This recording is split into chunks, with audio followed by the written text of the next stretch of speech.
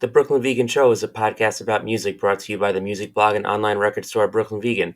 Make sure to subscribe to hear all of our upcoming episodes featuring interviews with musicians and more, and find us 24/7 at brooklynvegan.com, Twitter, Facebook, and Instagram.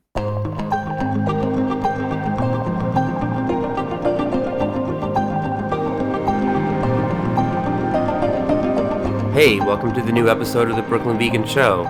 I'm BV editor Andrew Sacker, and today's episode is an interview with two members of the Minneapolis indie punk band VIAL, guitarist and co-lead vocalist KT Branscom and drummer Katie Fischer. For bands that started coming up in the late 2010s, VIAL's story is a familiar one. They really started to get going in 2019, playing shows constantly in their local DIY scene. They were on the rise, and then lockdown hits. Fortunately for VIAL, they started to really take off during the pandemic thanks to the power of social media and VIAL finding new interesting ways to engage with fans on platforms like TikTok. They're now about to release their third album, and in my opinion, it's their best yet, Burnout, on March 29th via Get Better Records. The album has everything from punk ragers to brighter, more indie pop stuff, and thematically, it follows the story of someone losing a relationship, and it's full of all the various emotions that you go through in a situation like that. It's a really, really great record, and I just can't recommend it enough. If you like punk music or pop music or anything in between, it's just super, super good stuff. KT and Katie join us on the show to talk about everything from lyrical themes to musical influences to the Nirvana song they cover live at every show to collaborating on a ska version of one of their songs with Jer, and much more. They've got a tour coming up with support from Sunday Crew's Boy Jr. and Rain on Fridays varying by date, and they tell us a little bit about how they handpick those openers. That tour begins April 9th, so catch them there, and again, you can pick up the new record starting March 29th via Get Better Records.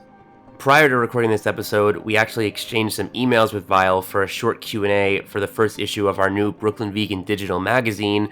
It's totally free to subscribe and read. We put the link in the description of this episode, so you can check that out from there. And before we get to our episode, just a quick heads up that listeners of this podcast can get 30% off of their first year's membership to DistroKid by signing up at distrokid.com/VIP/BrooklynVegan. In case you're unfamiliar, DistroKid is an awesome service for musicians that allows you to easily upload your music to all major streaming platforms, including Spotify, Apple Music, and more. It allows you to do automatic revenue splits so collaborators and co-writers can get paid too. It provides you with an artist page that links to your music on all streaming services and allows you to add lyrics, credits, liner notes, and more. Again, you can get 30% off your first year's membership by signing up at distrokid.com/VIP/BrooklynVegan. We've also included the link in the description of this episode, and you can click directly from there. And now, here's our interview with VIAL. Hey, welcome to the Brooklyn Vegan Show. Thanks for coming on. Just real quick, since there's two of you, just say your name and what you do in the band, just so people can put like a voice to a name. Sure. I'm KT. I play guitar and I use they, them pronouns. I'm Katie. I play drums and I use she, they pronouns. So, my first question is your last record, Loudmouth, came out right around the time that lockdown was ending, shows were coming back, and you've since toured a lot. How would you say that time on the road has affected the way this album was made compared to the last one, which was done at a very weird time? Obviously, we're all tired of talking about that, but I guess we didn't really have a lot of experience with any other music scene or being on the road at all when we wrote Loudmouth. Like the most traveling we had done was going to Chicago to record that. Um, and yeah, I don't know if I think we wrote a few of the songs off of our upcoming album Burnout on the road, but I can't remember which ones. Do you remember, Katie? No, because whenever I'm a part of the writing process, we're at home Mm-hmm. doing it in the garage. But I don't know when you guys write lyrics. Literally, like all the time. We're always writing lyrics. But I think, yeah, Burnout, I mean, as the name suggests, uh, came from a place of like doing too much and feeling burnt out and stuff. And I think tour, as fun as tour is, it definitely burns you out towards the end of like a tour. Um, and so that probably affected how we named the album, at least. Was there any level of like, now that you've seen the way crowds respond to certain things, like have some like, oh, like if I bet if we do this, the crowd will do that. Yeah, our crowds really enjoy like participation a little bit. So we do like this fun piss chant before we play our cover of Territorial Pissings by Nirvana, and everyone gets really into that. And if they're not into it, then they're not a true VIAL fan. That's a really cool Nirvana song to cover. What made you pick that one? That was like the first song we really played together as a band, because we had no like original music at that point when we first started the band, and we were like, but we want to play, we want to like get on our instruments. And I had just I was recently a part of like this after school program. I was still in high school at the time, and we did Territorial Pissings, and I was like, hey, I just did this song, so I know it really well and it's really easy. So if y'all learn it, I think it'd be really fun to play. And we played it for the first time and we like fell in love, and we've played it at literally every single show since we started the band. Tell me a little bit about how you kind of found your way to punk growing up. Like, what were some of your early gateways into that world? It's really funny. And if Taylor was here again, we kind of had the same background in music of we started listening to like really kind of shitty, not not shitty, music is subjective, pop punkish sort of stuff like 5 Seconds of Summer and shit. And that led me to finding Green Day and finding like the 90s and early 2000s like emo adjacent music, which then led me down the path of like more harsher punk and stuff. As well as my dad was really into 90s alternative grunge rock.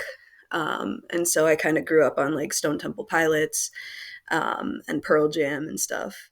So that's where my background comes from. What about you, I never Katie? really I never really listened to punk music almost at all until joining this band. I was more of a classic rock. I had a classic rock dad, and so that was my background.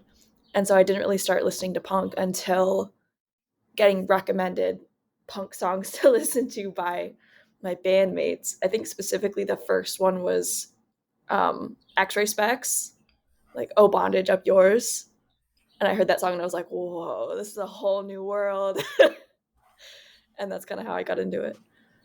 That's amazing. I also have a classic rock dad, so I can relate. Um, who, weirdly enough, is the first person who gave me a Ramon CD, so it's all connected. Yeah, there you go.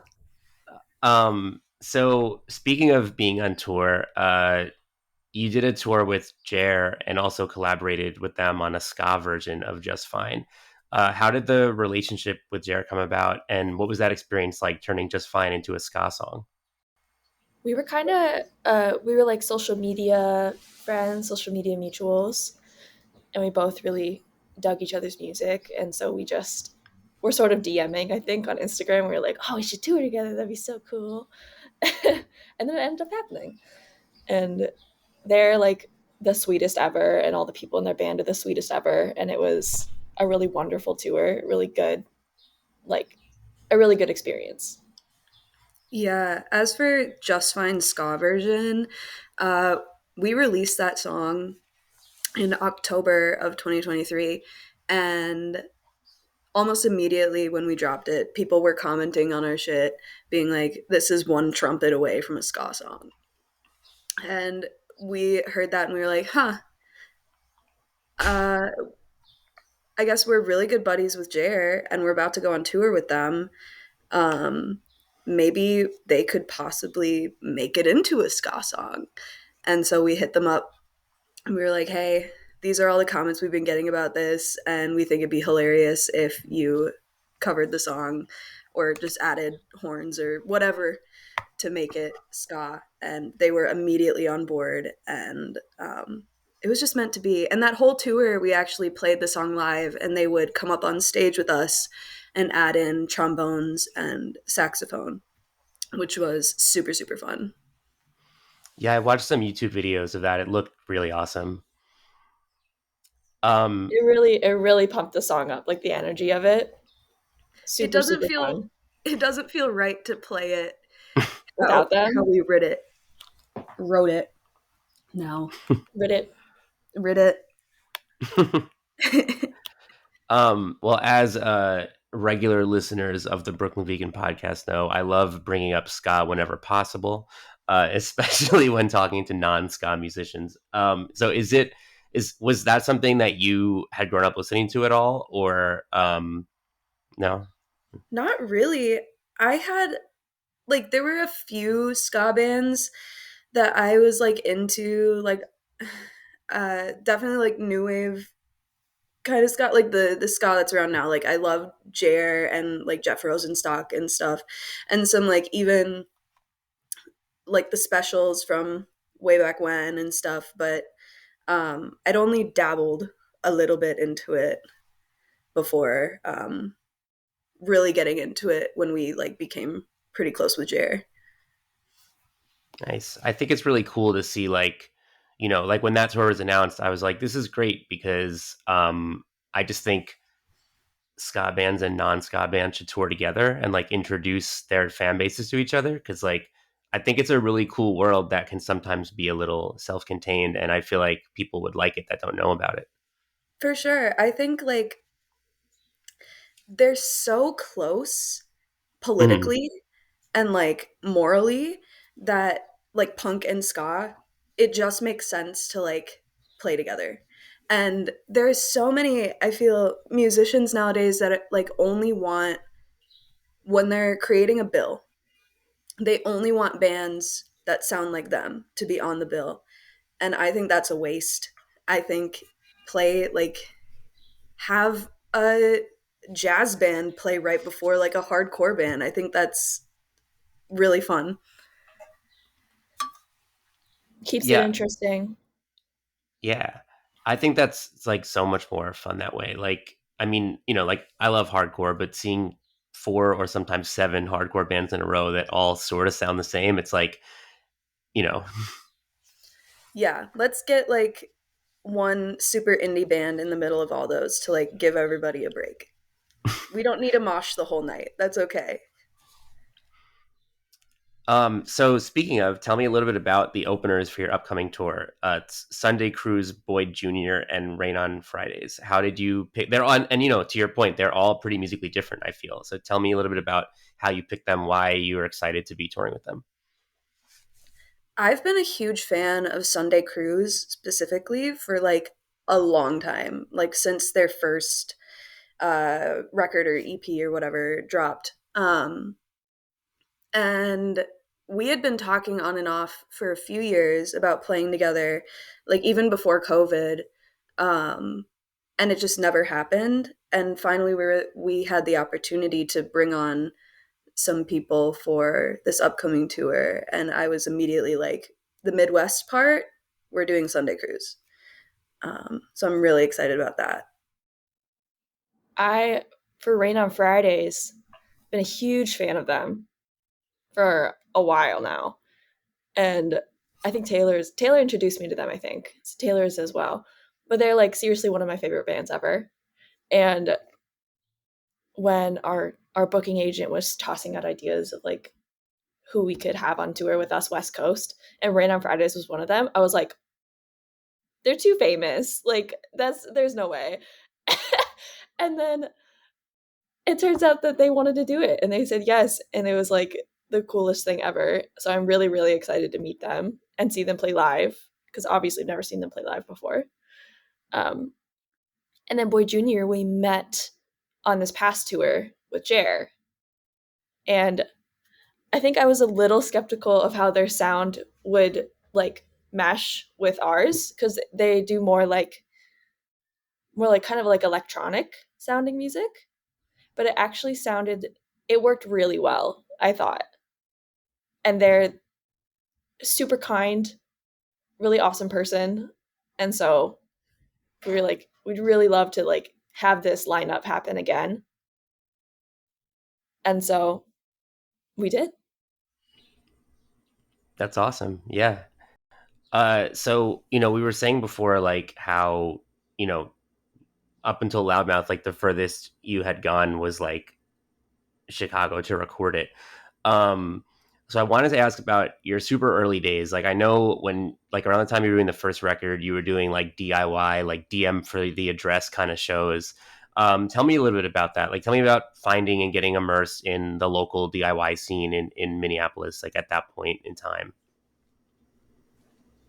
It was, I mean, I'm very nostalgic for the DIY scene in Minneapolis back in like from 2017 to 2019. Super nostalgic for that. There were like some really iconic house venues around here that were you could go there and just have so much fun. And we still have that to this day. But yeah, I think Taylor and I were both super integrated into the DIY scene already, and so we kind of knew a few people and were able to hop on bills kind of quickly and easily. Um, I think the hardest part about it was getting people to take us seriously at that point, because I mean we're a band of all non-men. Um, and in Minneapolis, there's only a scant few of us that are full non-man bands. And so people kind of would side eye us or wouldn't take us seriously, or we'd always be the opener, whatever. And so that was a little bit difficult, but I think we just really just grinded and played as many house shows as we could to get our name out there and get people to listen. Um, and I'm really nostalgic for that time in our careers. I'm very happy that we're playing like bigger shows now, but like any chance that we have to play a house show, I'm on board. Yeah, we at the it's kind of a whirlwind to think back on because we once we started playing shows, we didn't stop. We like once we had just enough songs under our belt to play a 20-minute set, we started playing sets. And every single opportunity that we got, we said yes to. And so we were playing once a week at the minimum, sometimes twice a week. I think there was 3 times a week, like maybe a couple times in there. And we did that for 6 months or something. Yeah. And then lockdown happened and we stopped completely. So we had this like very strange like amount of playing for just a very short amount of time where we were able to kind of get our name out there, get a little bit of name recognition in the cities, and then like release a very small album or EP, and then it was all gone. And we Yeah. had to kind of transition our strategy a little bit. Yeah, and after lockdown happened during COVID, we started using TikTok and stuff, and we got a much bigger audience. And so when lockdown ended and we were able to play shows again, it was a little bit different. Like we were expecting to go back to just playing house shows, but people were asking us to go on tour and to play in like actual venues, which was crazy to us. So it was a big like whiplash in all directions. Yeah, it's definitely like, you know, I feel like it's pretty surreal to, I mean, have been like a new band at that time, because like, I don't know, if you'd been around for 10, 20 years, it's kind of like, okay, we're getting this break from what we normally do. But like you said, like you're playing every week, you're on this rise, and then it's like immediately it changes. Like, It was difficult, um, but I think we needed that break because we were definitely burning ourselves out. Um, as fun as it was, it's just not, you're not able to do that for too long without feeling stagnant or burnt out. So I'm glad we did get that break, but sometimes I do miss just going to shitty, stinky basements of college students and singing our hearts out into mics that could barely pick it up over the guitars. I miss mhm. the rage. Miss the rage. it, I it think, builds character, I think. For sure. yeah. I remember it was around like January, February of 2020. Taylor was in college for music business. And I remember her telling us about a conversation she had with a professor where she was like, we're playing all these shows. Like, what do you have any advice to like have us continue to grow? And the professor was like, scarcity. You need scarcity because you're playing so many shows that like why would someone bother to go to one show if they can see you a few days later? And so we were Hmm. like, okay, I guess we gotta like maybe we gotta start doing that. Should we play like a show every couple weeks or like what should we do? And then and then the world intervened and we definitely achieved scarcity for sure. Yeah. I feel like it's like a little bit of a conundrum. Like, yeah, like I'm friends with local bands and they play once a month, and I'm like, oh, I'll catch the next one, and then realize I haven't caught them in 6 months. But at the same time, like it makes you good when you play a lot, and it gives more people a chance to potentially see you. And so I feel like it's like a grass is greener thing to some extent, but For sure. I don't know. Yeah. And I think Um, we're still getting the hang of that because like on these tours, we go on tour right now like twice a year. And even then, now it feels like too much that we're playing in certain cities. So I'm like, oh, we're going to Brooklyn this time around, but we were just there like 6 months ago. Who's going to want to see us twice in a year?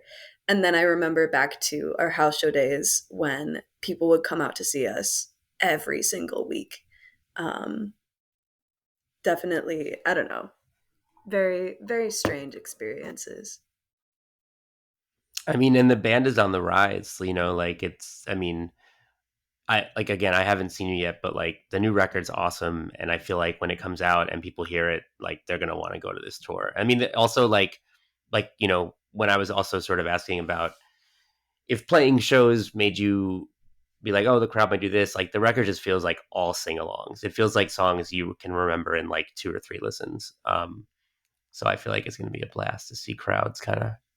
Thank you. I Yeah, appreciate that a lot. we're I so think I excited. yeah. I think I really something I really like about this record is that it to me feels very genuine of like all the songs that are on there are songs that we put on there because we really like them. I think other people will too.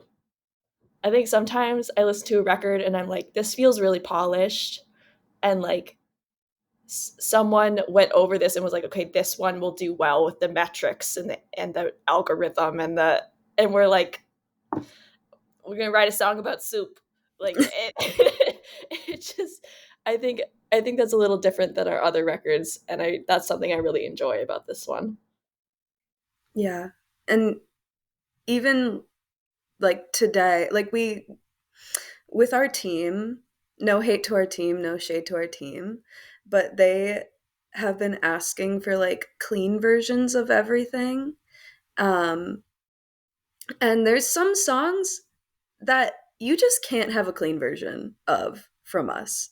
And even today, one of our managers was like, do you have a clean version of Two Faced? Because I don't see it in there. And I said, it would sound so silly without the fucks in that song.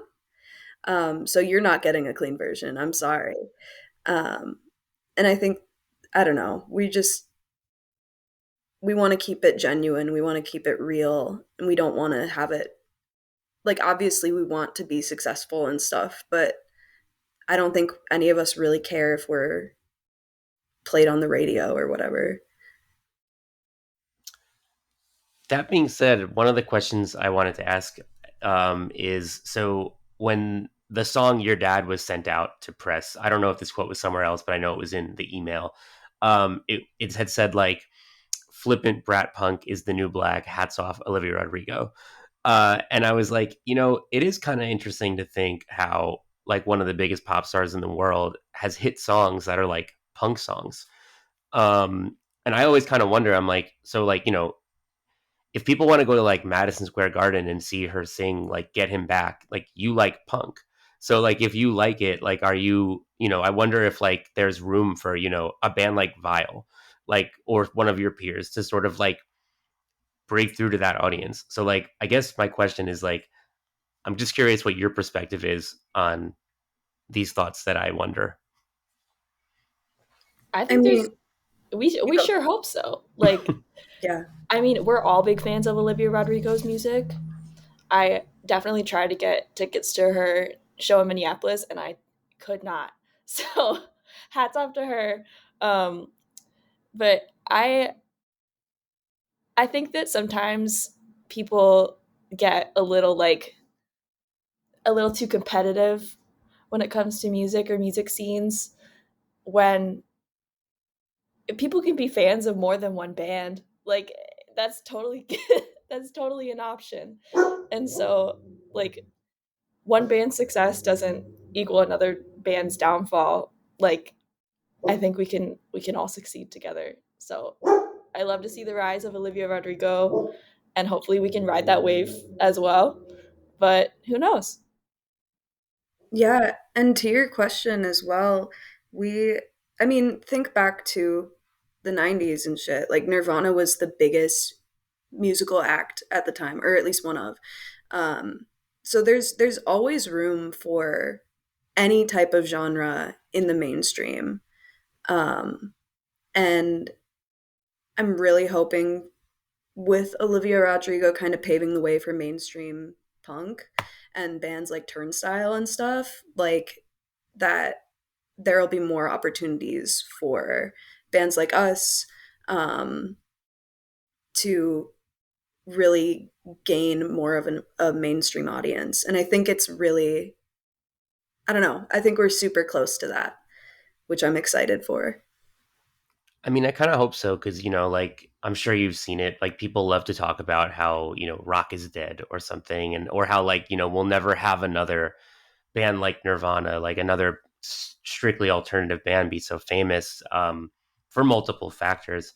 But then, like again, I see like Olivia's hit songs and I'm like, wait, like there's a hunger for this. Or even like, I don't know, like Billie Eilish had that song that's like kind of a grunge song.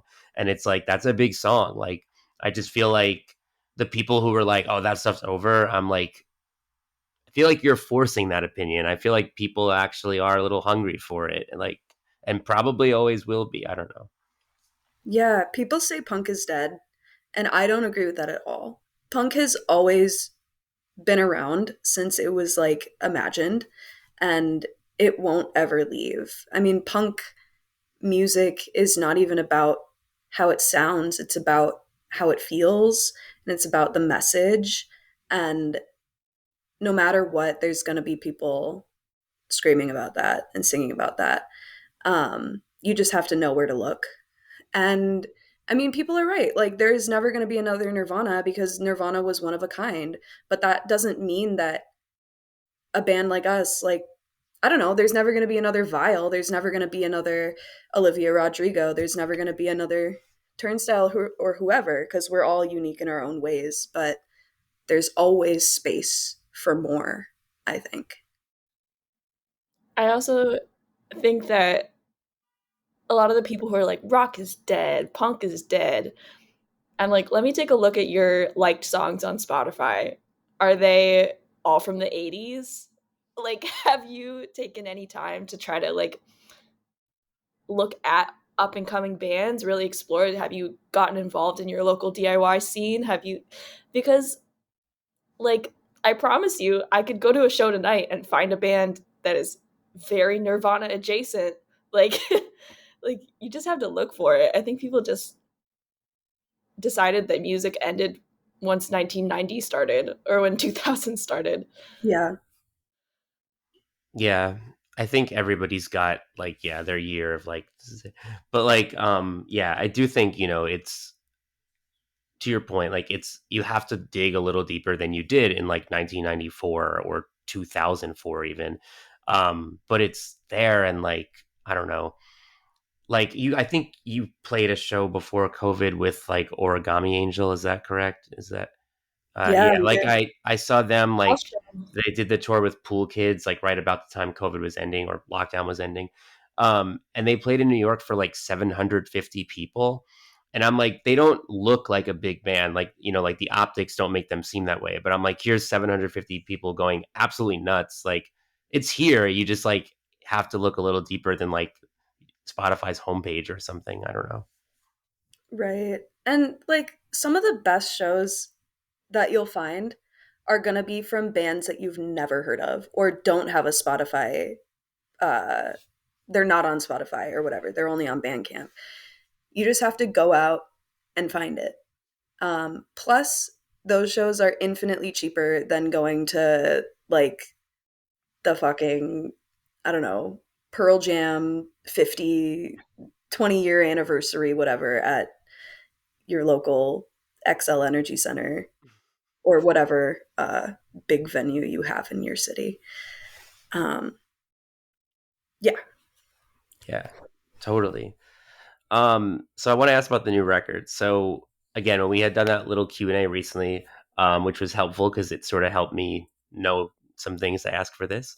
Um, you had said that it like follows the story of someone losing a relationship. And that you wanted to write about feelings that came along with that, like anger, sadness, guilt, apathy. So I was kind of taking that in mind, listening to the record, and I was like, oh, like it feels to me like sort of even the structure of the album kind of has that linear arc. So like was that intentional to sort of like have the record sort of tell a linear story, like almost like a maybe we'll say concept album kind of vibe? Like I think in writing the songs, that wasn't the intention, but when we like picked which songs would be on this album and decided what order they would go in, I think that was a factor. Oh, Definitely. hello. My cat has arrived. Um, yeah, I mean, we recorded all of these songs and then wanted to decide what order they'd go in, and I think that's when we found the kind of concept for the album. So we start very angry, and then we realized we had some like lighter songs, like Broth Song, and we were like, maybe that'll go right in the middle when you're going through the stage of grief that's like not as intense. I don't know. So it's kind of like a concept album, but I don't think we intended it to be when we wrote it. so tell me a little bit about like I mean I know you have like multiple singers and songwriters. Tell me a little bit about like the band's songwriting process. Like is it pretty democratic? Do people bring their own songs? Do you write together from scratch a lot? Um, I think the majority of our writing is one of us will bring lyrics and some chords to rehearsal, and we'll like play it for the other two and be like, here's my new song. And then that's kind of when we'll pick up our instruments and be like, what if we changed this? What if we added this? What if the drum beat sounded like this or that or whatever? So that's kind of how it normally goes. But we have written a few songs completely from scratch together. And those are some of like our most fun and silly songs, I feel. So like Roadkill, that was like almost completely written from scratch together. Um, we You have only a guitar lick yeah, or I had guitar only lick for written Roadkill. That's it. yeah. What other songs have we written more I think together as a Ego Death was another one. I Ego think Death? Taylor had the lyrics for the chorus, and that was it. Yeah. Um, a song that's not coming out soon that we just finished writing was this song called Creep Smoothie, and it is hilarious and it's giving very much roadkill vibes. So I feel like when we all write together, that's when the most feral brain cells come out to play. Um, so one song I wanted to ask about in particular was, and obviously it was the single, and we talked about it a little bit, but like I really like the sentiment behind "Just Fine," like this idea of I'm not fully better, but it's okay that I'm just fine. Like it feels kind of like widely relatable in this sort of current climate of, we all probably feel some version of that. Um, Tell me a little bit about like sort of coming up with that theme for a song, because I feel like it's, I don't know, it's kind of like noble. Like even just like if I had thoughts about like when I heard it, I was like, yeah, you know what? I'm okay being just fine. So like what tell me a little bit about like that thought sort of clicking and being like, that can be this song. I started writing those lyrics at a point in my life that I'm still kind of at now of like my life's kind of boring. It's kind of stagnant and I'm a little bit sad, but I'm also like content with being bored and being boring.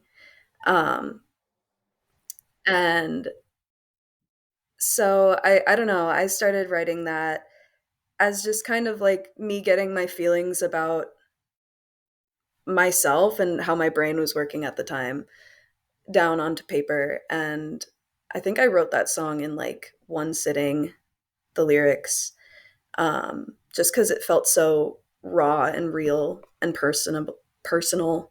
Um, and I shared it with the group, and I think you two were immediately like, "Oh yeah, this is a fucking banger, dude." Super relatable.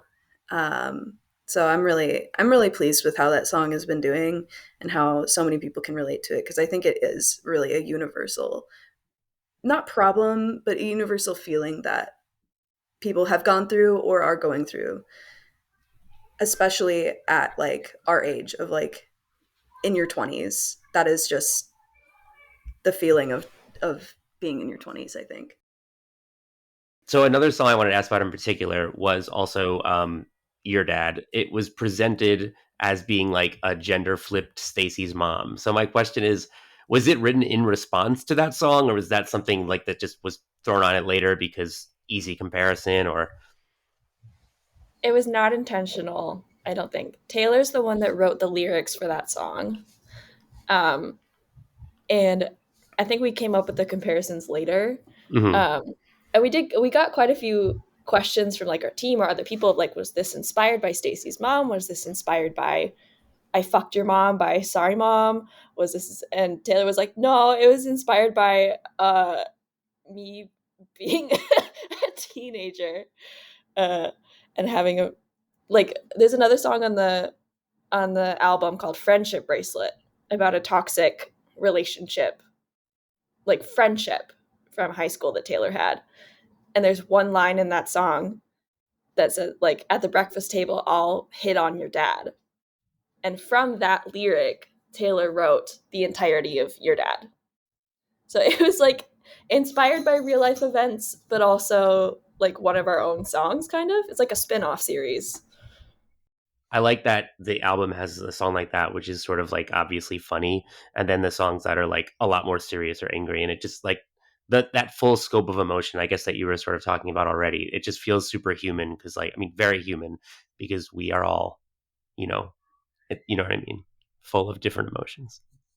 I'm kind of realizing that we're a comedy band. Like, we have so many songs that we write just because they make us giggle Yeah. or Oh like gosh. dealing with difficult problems with humor.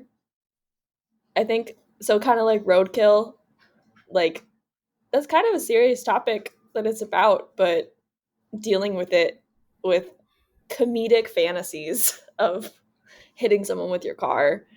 Yeah. Like I'm kind of realizing that's kind of our go-to with serious issues that we deal It's with. it's fun. It's so much fun.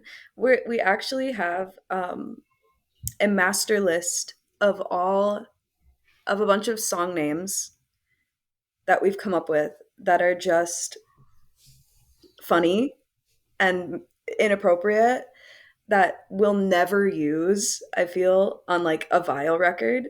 So we want to do um, a spin-off project, like a hardcore project, using all of those funny song names and just writing like the most stupid songs you could ever hear.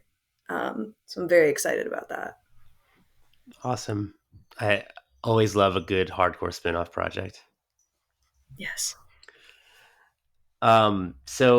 KT, something that I thought was interesting that you had mentioned in that Q&A I keep referencing was when we were talking about influences, you talked about Sidney Gish, Illuminati Hotties, and the OGBMs, and I think it's cool that those are like all new sort of current things, because I feel like a lot of times you ask what influences and you kind of get like Joy Division, the Beach Boys, like and like I always think it's really cool when people are inspired by art happening around them right now, because I feel like that really pushes things forward in a unique way. So I'm curious, like, how you feel about kind of pulling inspiration from things you just see happening around you right now. Yeah, I think kind of similarly to what we were talking about earlier about like digging deep to find new music and not just listening to the most mainstream stuff that you can. Um I I'm just really big fans. I'm a really big fan of kind of smaller punk or punk adjacent or indie artists, specifically Sydney Gish and Illuminati Hotties. They're like my top two artists of all time right now. Um, and yeah, I think I found both of them through like my Discover Weekly on Spotify. Um, and yeah, I saw Sydney Gish live once, and ever since then, I think we'll have made it when we get to play a show with Sydney Gish. That is the bar I'm setting for us, as well as Illuminati Hotties. I absolutely adore Sarah and the music that she makes. Um, and I think we all really equally fangirled when or fanveyed, whatever you want to call it, when she actually ended up coming to our show in LA that we played with Mel Blum. And she posted a story on her Instagram of us um, playing one of our songs. And we saw that and we scoured the downstairs to see where she was because we wanted to talk to her and like fangirl. But yeah, adore her. That's awesome. Yes. Sydney Gish specifically, we're all big fans. I think KT introduced me to Sydney Gish because you were like the original fan. But we all really, really love her music. And something about her music is her lyricism is just like out of this world. It is so clever and so like sometimes comedic kind of. And so I think we definitely took inspiration from that, from her music, like lyrically. The way she describes things is so engaging and interesting. Mm. And just love her.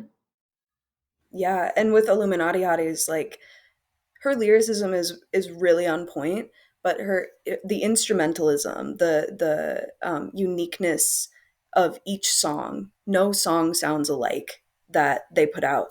Um, I think we take a lot of inspo from the instrumentals of Illuminati Hotties and the I think there's OBGMs. are just I just I don't know. I love their music. I think we're very similar vibes to them, and yeah, I definitely took a lot of inspo from them for writing some new stuff off Burnout and then some even newer stuff that nobody's ever heard yet. I For one of the songs that we recorded, we were very inspired by the Illuminati Hottie song "Content slash slash Bedtime." Deep cut. But there's like in the background, there's this sort of like, I don't know, it sounds like you're tuning a radio kinda, or like it's like like that. And we DM'd Sarah and we're like, hey, big fans, how did you make that noise? Like, how did you make that sound happen? And they DM'd back and we're like, I have no idea. I don't remember. We're like, great. Um, but you can kind of hear a similar sounding noise in our song chronic illness flare-ups, right? I think so. Yeah, there's a lot of like kind of chaos happening in the background, and I think we ended up doing it by Taylor was like wearing a ring and sort of like went like this on the bass strings, and got sort of wee like got Yeah. kind of a similar sound that way. But yeah, some of the inspiration was very direct. Hmm. For sure. No, that's cool, and I know that Sarah does like a lot of like studio work and stuff. So I'm sure like finding those weird noises is a big part of her life, I would imagine. Yeah. Um, yeah. Um, yeah, and I mean, I think to like your point about like every Illuminati hottie. So every time I say that band's name, I like get tongue twisted. I feel like to you saying how all their songs just are different. Like I think one of the things I like a lot about Burnout is like I think the fact that every song is so clearly different, like the record like flies by because you're just like never a drag. It's never like, oh, I didn't realize like I'm on track 4. And it's like you just feel like you're constantly getting like, and now it's doing this. And so I'm a big fan of that. So Yeah. The record is very short. I think it's like 20 minutes long. Um, and that's totally fine. I feel, I don't know. We're punk. We're We punk. write minute-long songs. That's just the way it goes. Sometimes you don't need more than a minute to say what you want to say. Broth song was originally like 30 30 seconds. seconds. Yeah. And then I was like, what if we just sang the verse and chorus again? Let's double it. Like, Hmm. and you're like, I don't know if I want to do that. And I was like, bestie, it's like less than a minute. Like, we gotta do something about this. Okay, but you say that, and chronic illness flare ups is like 45 seconds. Okay, but So, chronic illness flare-ups is like an interlude. so It's is an Bra interlude. Song, kind of. Kind of. I don't know. I like the doubling and then adding the harmony the second time around. I think we Yeah. got it to a place that we all like it. No, I love it. I love it doubled. so you've hinted a few times at new songs the world hasn't heard yet. What are your plans for music after Burnout? We've got a huge, we've got a lot of music ready, not ready to come out, but like ready to be recorded already. And it's really funny because people are like, "Oh, I'm so stoked for your new album. I'm so stoked for Burnout." And these songs are old news to us by now. Like it's been like almost over a year since we recorded Burnout. Um, I don't know. We've got a lot planned. And later this year, we're actually um, releasing another little something that we're very excited to share with the world. So it won't be too long before you hear even more from us. So Burnout is your second album for Get Better Records. What initially attracted you to that label, and how has it been working with them? They are a queer and trans label that is very artist friendly, very for the artist, for the community. And I think we just really admired that. Um, we'd had a couple friends, I think, who were going through Get Better, um, that we were like, "Hey, what's your experience?" And they were all like, "Oh, Alex is the most wonderful person. Um, Definitely get in touch. Like, I'm sure you'll get on there in no time." And we had some previous managers who had a relationship with Alex already who set us up with a meeting, and it was like a business love at first sight sort of thing. Um, yeah, and we're very loyal to them. We love them a lot. Um, they just, I don't know, they're very supportive of everything that we do, uh, silly songs and all. Awesome. Awesome. So, before we go, anything else you want to say about the album, the upcoming tour, anything else to plug?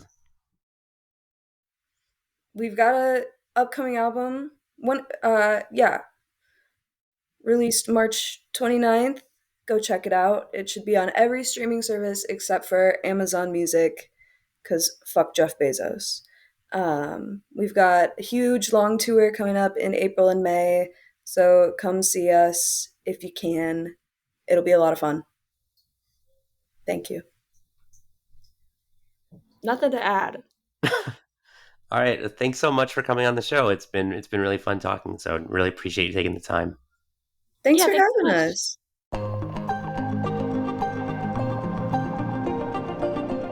Hey, thanks again to VIAL. Thanks so much for listening. Again, their album Burnout, it's awesome. It's out March 29th via Get Better Records. I can't recommend it enough. Check that out. Catch the band on tour starting April 9th. And if you like what you heard, give us a good rating, subscribe, tell your friends about us. All those little things go a really long way, and we really, really appreciate it. Thanks again, and see you next time.